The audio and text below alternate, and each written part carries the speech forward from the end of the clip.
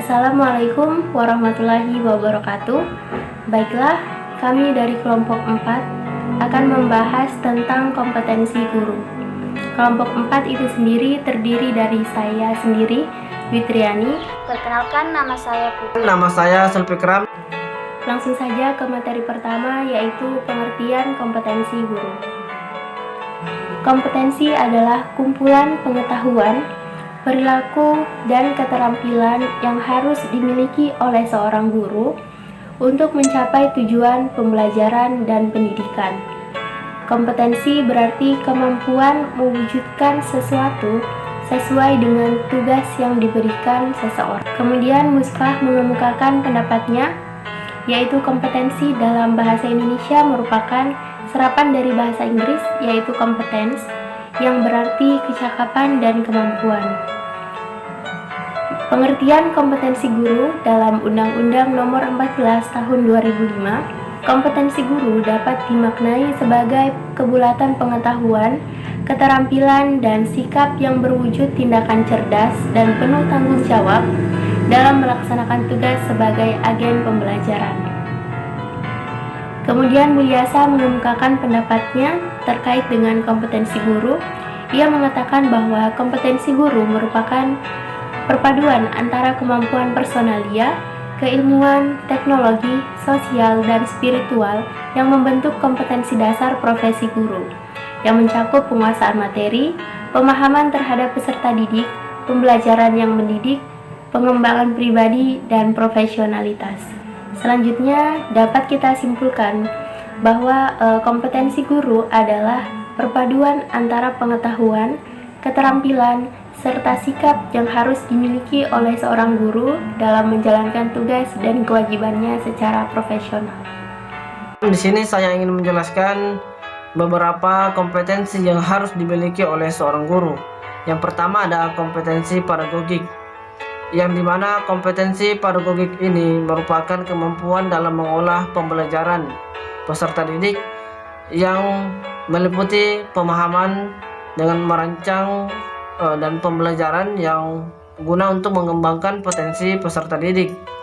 Adapun yang kedua yakni kompetensi kepribadian, yaitu kompetensi kepribadian merupakan kemampuan kepribadian yang mantap, stabil, dewasa, arif, dan berwibawa, serta menjadi teladan bagi para peserta didik.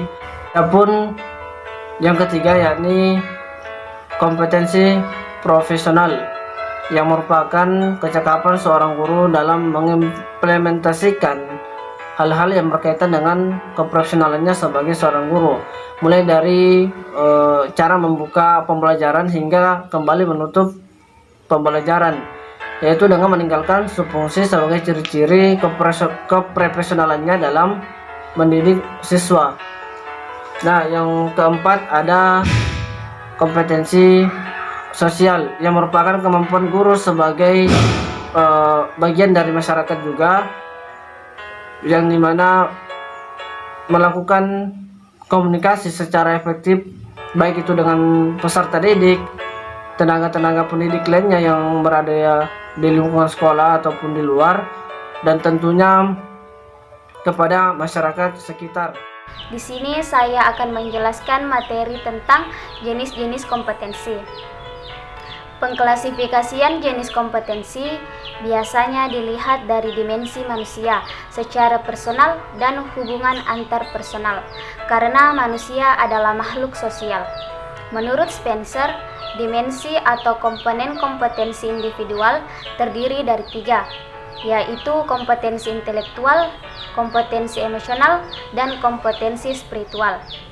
Pendapat ini menggambarkan bahwa manusia mendapat dimensi personal atau individual berupa intelektual dan emosional, dan dimensi sosial berupa kompetensi sosial.